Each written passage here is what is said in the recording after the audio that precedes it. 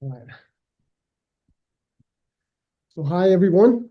Um, First of all, thank you for joining our session today. We want to talk about what we at ConsortiaManager have been working for the last couple of months. But before we do, for those of you that haven't met Thijs or I before, we are the two co-founders of ConsortiaManager, and basically the people who does everything but the code in ConsortiaManager.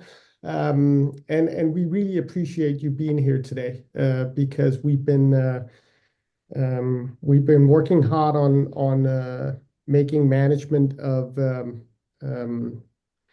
transformative agreements and research output and managing all of that a little easier.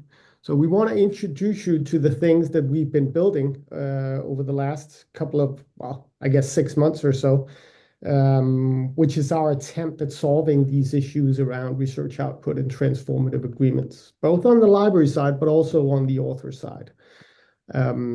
So I know that you're used to or getting used to ConsortiaManager as a tool that represents what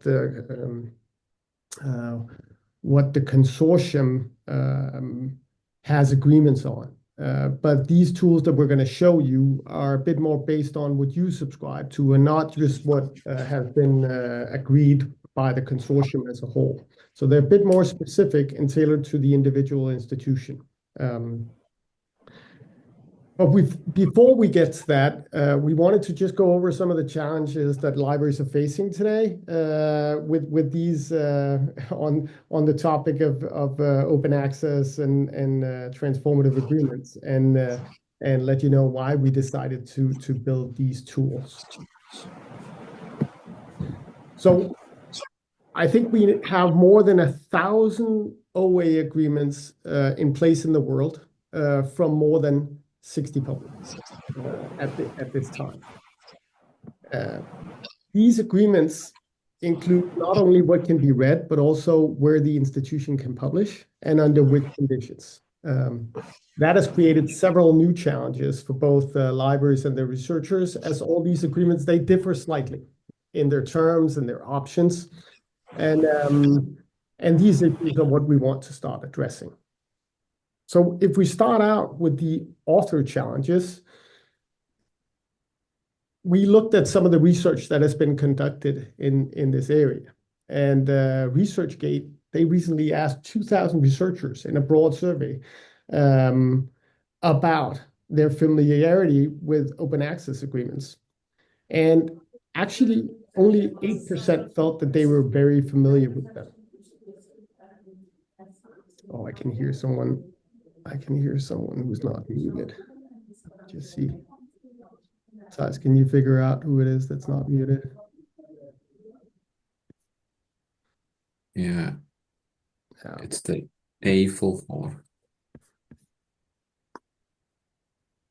All right. Sorry about that.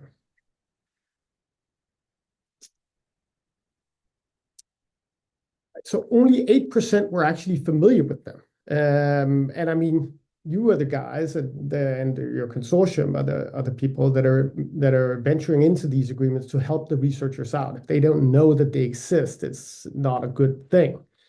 At the same time, only 19% meant that they had or felt that they had ever financially benefited from these transformative agreements. So even though they might know that something like this exists, they hadn't personally benefited from it. And that means that you could have APCs that have been paid without any reason if they published open access. And this is obviously an issue for the library because you spend all these huge amounts on these agreements, particularly with the larger publishers.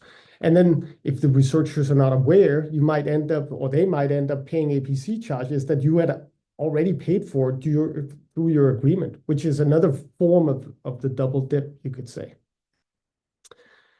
Also, it's difficult for the researcher to understand how they are to take advantage of these agreements. So do I apply somewhere? What do I have to do? Do I have to tell the publisher? Is this going to have to go through the library? That's also difficult. So even though there's an awareness that these deals exist, there's an uncertainty of how to utilize them and whether they cover these particular journals that the author wants to publish in.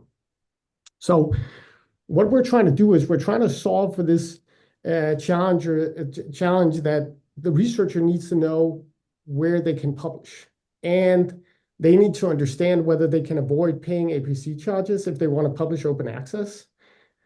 At the same time, we should save the librarian time so that they don't have to answer questions that should be readily available to the researcher, and also provide that valuable service to faculty that they can get and find where to publish in vetted journals that your institution is interested in, of course, and also make sure that you see overall savings for the institution as a consequence of these agreements. Now, but that's not the only challenge that we have, because I mean, making sure that the authors can actually find the right journals is just one part of the problem. The agreement itself poses another problem. So anyone who's negotiated or monitored these transformative agreements, they know that these agreements, they have more moving parts.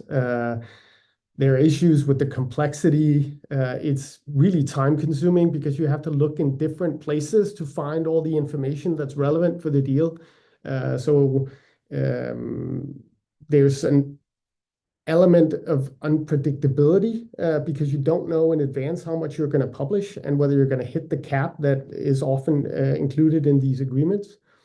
There's not that much easily accessible insight, and it's also difficult to demonstrate the ROI on these agreements because everything is so fragmented.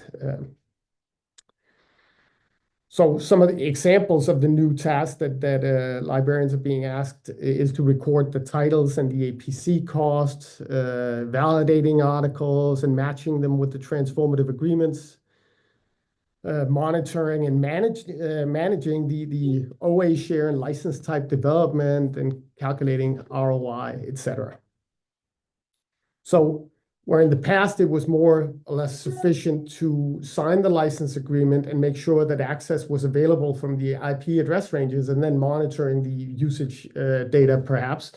Now it's closing the deal is really just the first step. And it's proving a bit challenging from what we hear to both manage the agreement and monitor it and communicate the deal parameters to thousands of journals to the potential authors. So in that respect, the challenges look a little bit different, even though they are sort of another side of the same coin. There's a question of relevance. What's the value of this content that we're getting? Is there potential for transformative agreements in our existing journal agreements where we should actually see if we could avoid some of the APCs, avoid the double dip, make it easier to report on the financials, and gain insights on where should we publish and how valuable are the publications that we actually put out there, and of course try to save some time. So just summarizing, what we're trying to do is we're trying to save time for the authors. We're trying to save time for the librarians, save money for the institution and the library, monitor the output, and basically regain a little bit of control over these agreements so that it's not sort of in the dark. And that's basically what I wanted to say before we go into the demo. I just want to pause here a little bit and see if anyone has any questions at this point. Or if you can feel free to unmute yourself and ask the question, or just put it in the chat if you want to.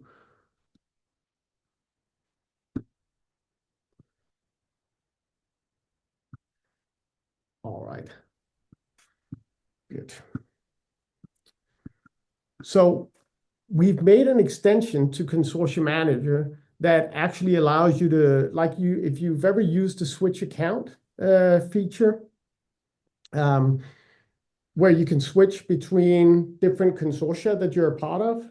Here, you have your own version of I wouldn't call it a member interface, but you have your own platform within ConsortiaManager that allows you to take advantage of the functionality that's been built into ConsortiaManager. So because a lot of members have agreements through the consortium and agreements directly with the publishers, we've built this platform to allow you to also add what you want of your own titles, your own subscriptions, your own transformative agreements, if you want to. So if you switch to your sort of extended interface here, you will see a list of all your subscriptions. Your subscriptions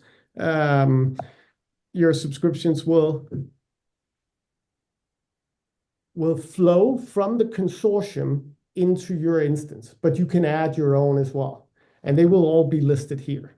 So if I prepared something in our test interface here for Oxford.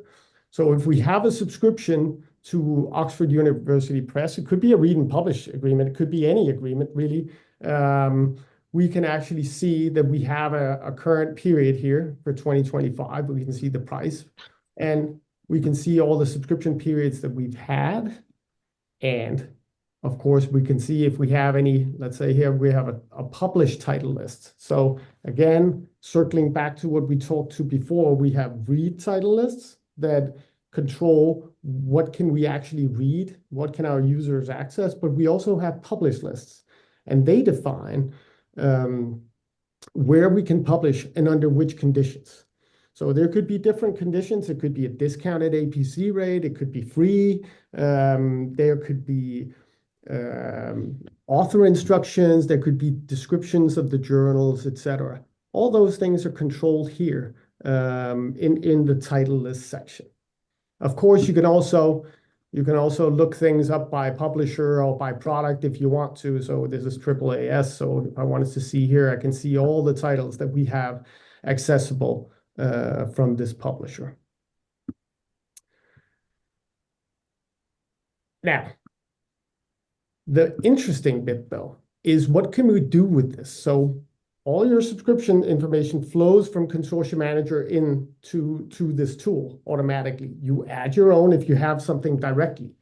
And the interesting bit, of course, is if we want to take a look at the agreements and see how they work. So as we mentioned before, you've got, on one hand, you've got your deal information, like how much does this deal cost and what are the parameters? And then on the other hand, you have all the research output that is flowing out. Now, the tool is set up so that it can actually receive this information from multiple different sources. By default, it fetches your research output from OpenAlex automatically. If you have an agreement with the OA switchboard and I actually think there's a nationwide deal in place for OA switchboard for Canada, then information on what you publish will flow in there as well. Of course, if your publisher sends you your publication output in regular reports, you can upload those, and if it's your consortium uploading those, it will flow to you automatically, and you don't have to do anything. Now, there's a lot of filters here so that you can figure out what it is that you're looking for. So if you were looking for something published by Springer, you could use any of the filters on the side. You can even filter on at the top of the table here, of course. You can see the status. So imagine that you get asked about a certain article, or you want to understand whether a certain article actually belongs to your agreement. So let's do Springer. Oh, Springer. And you wanted to understand whether you had actually researchers from your institution had actually published this particular article, which I'm not going to try to pronounce, but if you had, you could go here and you can click, you can see the article, you can see that it's open access, you can see the authors and the corresponding author. You can also see that it's a gold OA status. It's a pure OA journal. It's published under CC BY, etc. So you can see all this information. You can link out if you want to check something about the article. You can go here and look it up. Also, if for instance you would want to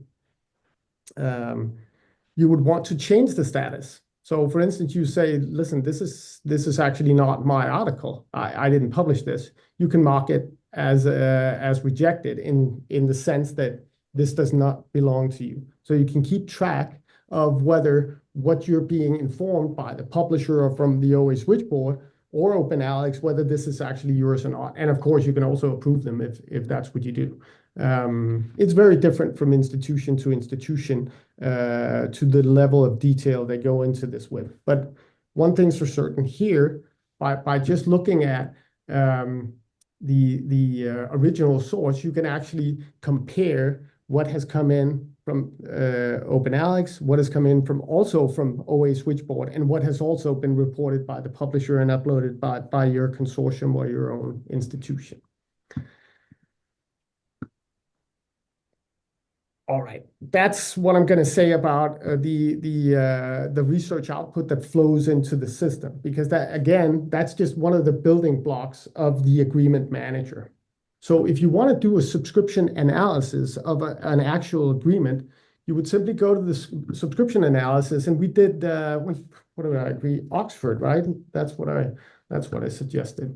If we want to analyze the Oxford read and publish agreement, click the analyze button, and then it trawls through all these thousands and thousands and thousands of articles to figure out which of these articles that we've published actually belong in this particular title list associated with the individual subscription year that you had. So here we see that we get 4 different years. We get 22, 23, 24, 25 is obviously year to date. As we can see here, we can see how many journals are in the read list. We can see how many journals are in the publish list. So here it's 359. I can disclose that I uploaded the same title list for all of these years just to make it easy on myself. But we can still see that the articles published within that title list differs from year to year. We can also see how many are inside the published list and how many are outside. So we can actually see if our researchers are publishing content outside of the agreement that we've made. And there could be good reasons for that. It could be that they have published in subscription-only journals. It could be that our title list is incorrect, that we actually should fix that. Or that they have been publishing it outside in a journal that is just simply not covered by the agreement for one reason or another. Sometimes the fully OA journals are not included in the agreement, the transformative agreement. You can see what the subscription spend is over time. You can see what the cost per article is. And if you upload list price APCs with your title list, they will be listed down here. So you can actually see what would this have cost you if you had not ventured into a transformative agreement. And then you can see what the cost avoidance is. Now, as I said, transformative agreements, they're always slightly different. But the first thing that you would do here is probably say, well, we only count corresponding authors. So we don't want all the articles that are included where we have an author on it as the 6th or the 7th or the 15th author. So we're gonna do corresponding author. And then we'll start getting a better view. Now you can see here we've set up some graphs so that it makes it easier for you to see how the spend and how the number of published articles evolve and what the license types that they're published under are. But that makes the whole picture change a little bit. And it could also be that, you know, you only wanted to include CC BY articles because that's the only thing that's included in the agreement. So you can tweak the individual agreement so that you get a true reflection of what it looks like. And then, of course, if you need to find out, hey, I published 16 articles outside of the agreement, what are they? Oh, there's one of them here that's not open access, but the others are open access. Why aren't they included? And then you can start diving into that and saying, hey, wait a minute, this is wrong. This should have actually been included. Again, to avoid the situation where you pay APCs for something that should have actually been free. And remember, something like this, an agreement like this, is maybe an average of £2,000 or £3,000 per article that gets published, where an APC is paid that shouldn't have been paid. So, is anything you want to add to the analysis of the agreement manager? Nah, maybe more on this page actually. You might have mentioned it, but I think it's worth mentioning that Nils said that we are automatically getting data from OpenAlex and even OA Switchboard. But it is also possible to import the publisher file. So if you get the articles published in a so-called publisher file, you can import that. Which is very typically that you get it, quarterly or yearly. So you can import that, and then we will do the deduplication. So you don't need to clean up anything. We'll basically just enrich the data already in the system, which just makes every entry even better. So for instance, if you try going into an article, Nels, you can see that, for instance, on this one, we actually do have submission data and acceptance data for the articles.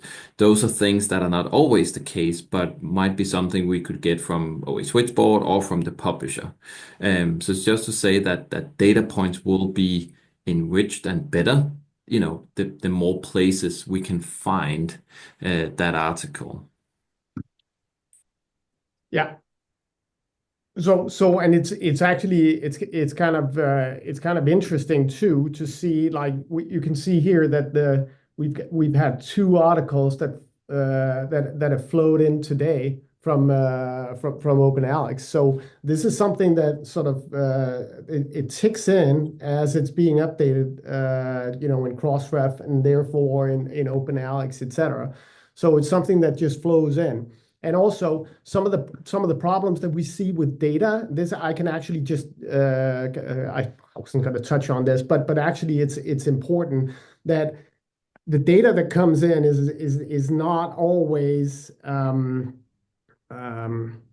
sort of very crystal clear on what this is. There could be publishers, they could have imprints, and whether something belongs to a certain deal or not is different from your consortium to another consortium. Sometimes, Cell Press is not included, and sometimes it is. So it's very difficult for us to just say this is how we should look at it. But if you see something like here, Rockefeller University Press, and you say, wait a minute, this is weird. Why can't they recognize this? Well, you could actually look it up and say, okay, so Rockefeller, I don't know if they even have Rockefeller. No, it's probably because they don't. So we know what Rockefeller is, but we have nowhere to assign it because there is no Rockefeller University Press in the system. But it could be an imprint as well that you wanted to say, well, Springer Science and Media is actually Springer Nature, and we're going to assign it to that because that's how we choose to look at it. So you can do that as well. All right, so that kind of summarizes how you manage a transformative agreement, I mean, I'm not talking about the license terms and all those things that go on, for instance, in the consortial negotiations. I'm just talking about understanding what the lay of the land is with a given agreement. So what does the research output say vis-a-vis the agreement that we have ventured into? Now, the other side of it that we talked about was the author. So we also have a journal finder. And the journal finder feeds off all the work that's being done by the consortia and subsequently by yourselves if you have direct agreements. So imagine that you had 10 consortial agreements. They would all just flow into the system automatically. If you wanted it to, of course, you can control it yourself. But if you then had an additional 5 transformative agreements, and by the way, you wanted to include the journals of the directory of open access journals, for instance, they would flow into this tool as well. So very quickly, I'm just going to search for what oncology. And this interface is what you make available to your researchers on your homepage, so that on the library homepage, so that they can actually find vetted journals that they can publish in. We've talked about you can add you can of course add predatory titles if you know of them and find out, so that you can warn people about them.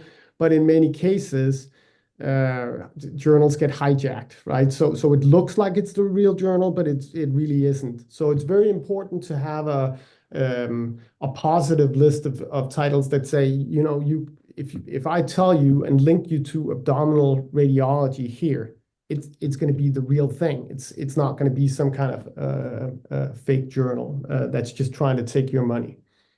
But you can search, you can filter, or you can restrict the search by name.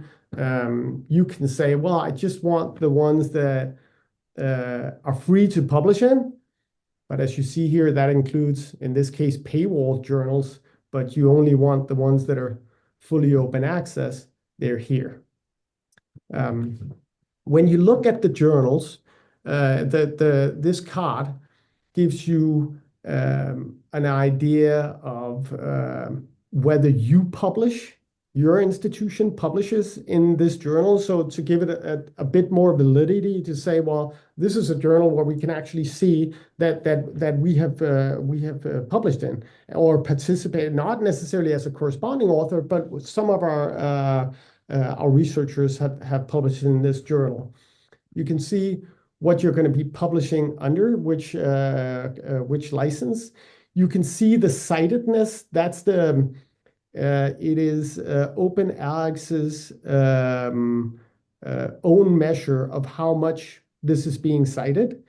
And you can see whether it's open access and whether there's a fee associated with publishing open access, which in this case it's free, so there is none. You can also click the journal. You can see if there are any description of the journals, if there are any author instructions. You control this yourself. I mean, some of the things we can fetch online, and some of the things you have to add yourself, but you can add them by agreement. So let's say that the author instructions are the same for the entire Springer agreement. You can add them once, and that's it. It'll cover all the journals. But if there are certain subsets of the journals, the fully OA ones or the ones that are hybrid, you can do them individually if you want to and need to. All right. And of course, yeah, you can link out, which is of course also important. If you need more information, let's see if we could find one that had. I wonder if we had one from that actually had a description. Yeah, so you can see here. Here's a description, and a link out to the journal homepage, so you can actually move on and submit your manuscript there. Well, I'm not logged in, so obviously I can't. So this tool actually can help your researchers find exactly what it is that they're looking for and where they want to publish. It's still we're still looking for more feedback on specific subject areas that people want to use. Whether it's just, Library of Congress, whether it's the automated subject classifications that have been put on by OpenAlex. But this gives you a positive list of places that you should really go and consider to publish in under the transformative agreements that your institutions have ventured into. Anything else, Thijs, that you want to add to the journal finder? No, we could maybe say a little bit about the possibility for the library to control what you are displaying. So right now you can, for instance, decide whether you want to, we have 70,000 journals in our knowledge base, but we do know that some only want to show a specific subset of journals. So it could be only journals where you have a read and publish deal, for instance. And you can decide that. And we're even considering, making that a little bit more advanced. So I don't know, it could be like, with a certain language. For instance, imagine you only want to, be, English or French journals you want to have listed here. So those are some of the things that we're gonna keep on working on.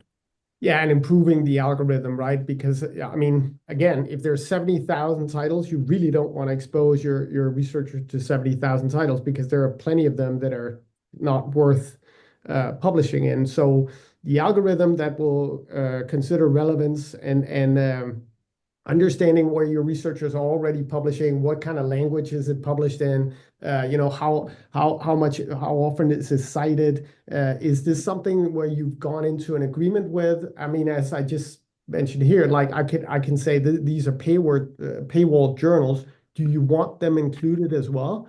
I mean, there could be a case made to include them. So even if abdominal radiology is a paywall journal, what do you do if a researcher is searching for this journal because that's where he wants to publish? That's, maybe the last time he published, it was in that journal, maybe.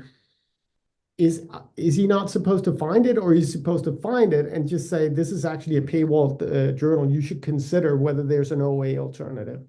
But that's, again, something that's going to be up to the individual institution, depending on the mandate that they have vis-a-vis OA publishing, etc.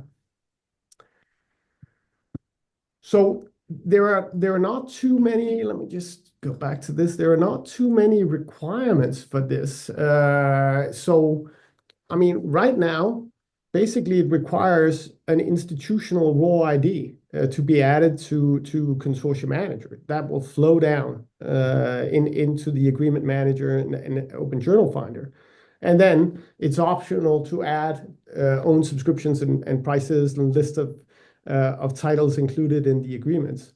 But that's basically it. That's what's required. So if you guys feel that you want to have a go at a trial or want to talk to us a little bit more about what we can do, feel free to either reach out to your consortium or Thijs and I directly. All right, we seem to be in fairly good shape in terms of time. So I wanted to just open up and see if there are any questions or comments. So this is something that we would need to address. And feel free to just put any kind of questions in the chat if you have them.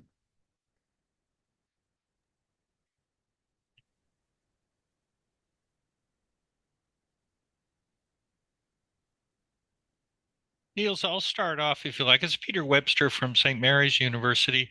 The majority of our read and pay agreements come through CRKN. Yeah. Canadian National Research, Knowledge Network. Um, are you working with them, and are you pulling in data, or can you, if we gave permission, pull in data directly from them rather than us potentially having to upload it? Because I know you would be getting, individual article data for things that are, come through our, call, where you have, ConsortiaManager, an arrangement with them, but you don't with CRKN. Would you be able to pull the data in automatically, or are we going to have to upload it ourselves? Well, we don't have an agreement with CRK, and we've spoken to them a few times, and obviously this would be much easier if they had a version of ConsortiaManager, because then yeah, it would flow in automatically. You wouldn't have to do anything. But at the current time, we don't. So that means that if your consortium, like in this instance, CAAL-CBPA, or another consortium that you're part of, don't have don't have the agreements organized in their own version of ConsortiaManager, it can't flow in there because ConsortiaManager doesn't Okay. know of it. Whether there's a way to handle that, because I mean, I guess CRKN, they handle agreements for all of Canada, all the Yeah. institutions there. So I don't know whether there's a way to get around that. I guess there should be, because it doesn't make any sense for all the Canadian consortia individually to be Exactly.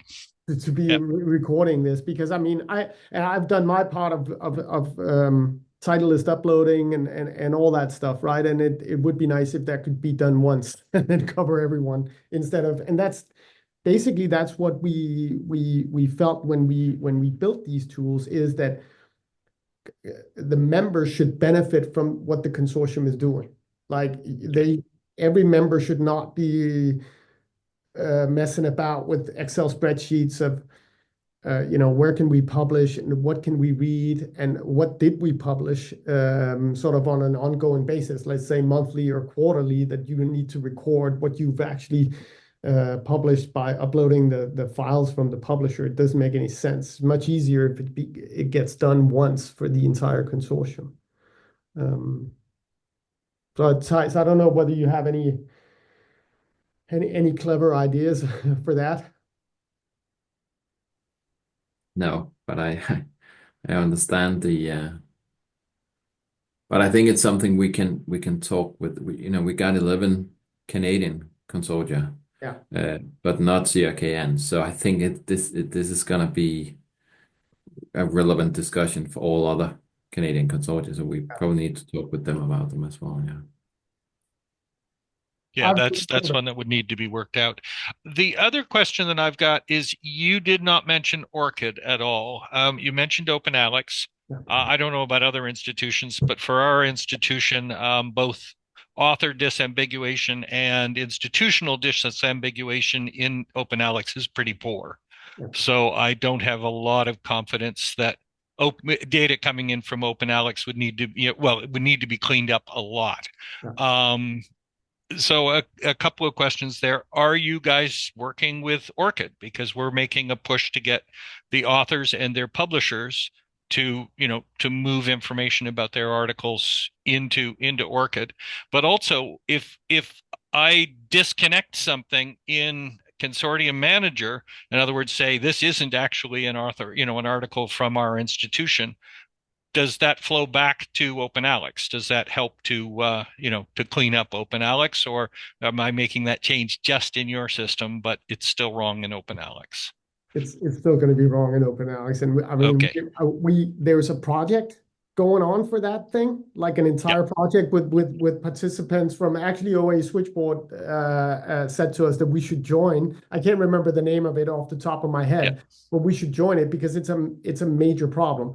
That when you feed things back, where does it go? And how do we make sure that it's updated in all these different sources? Because I mean, if it goes into Crossref, it goes into OpenAlex, and then it goes into ConsortiaManager, then it goes to you. But if we send a notification to the publisher and say, hey, this is not, this is not this institution that has published it, where does that go? Because it doesn't change in Crossref. It's sort of like, yeah, okay, we can take it out of the agreement. You don't have to pay for it, but it still sits there in all these Yeah.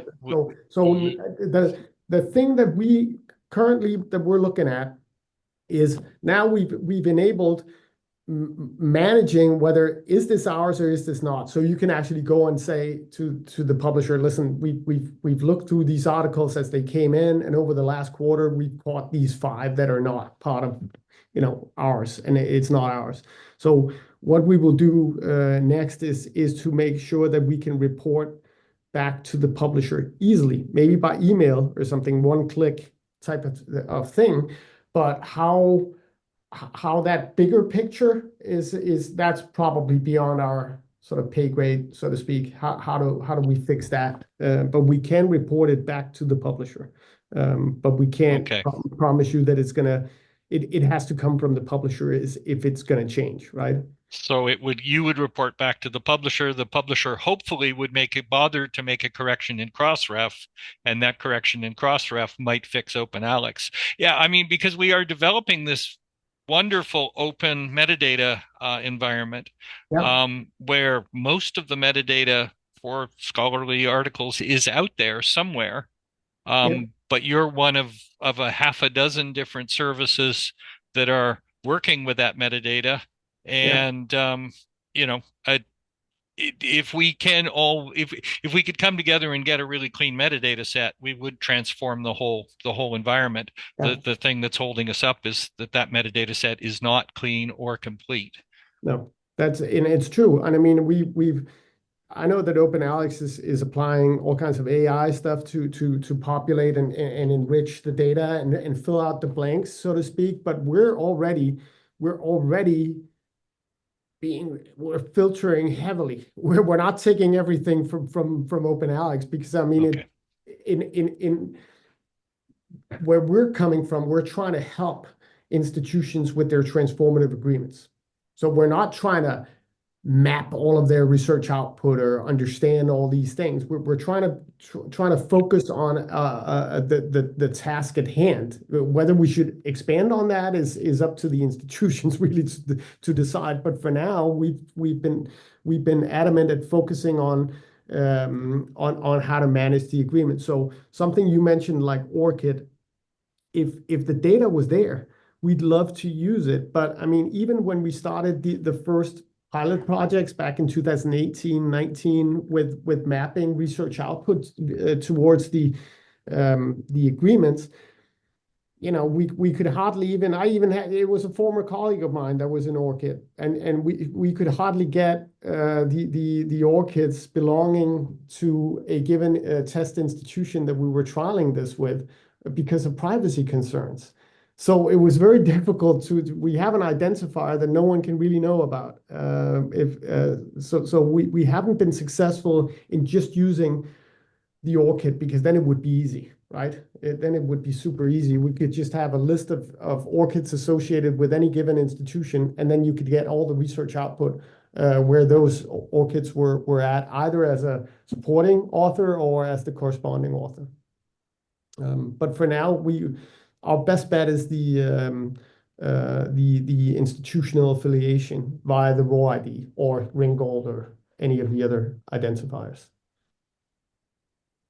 So it's not a lack of want. It's more like a pragmatic consequence of the state of data, I would say. Yeah.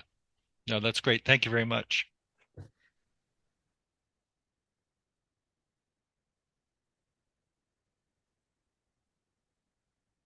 All right. Any other last questions? Otherwise, I think it may be time to sign off. All right, then I just want to thank you all for participating today. We really appreciate you setting aside the time to just see what it is that we're working with. And remember, if this sounds like something that would be interesting to your institution, just reach out. and then we could talk about it.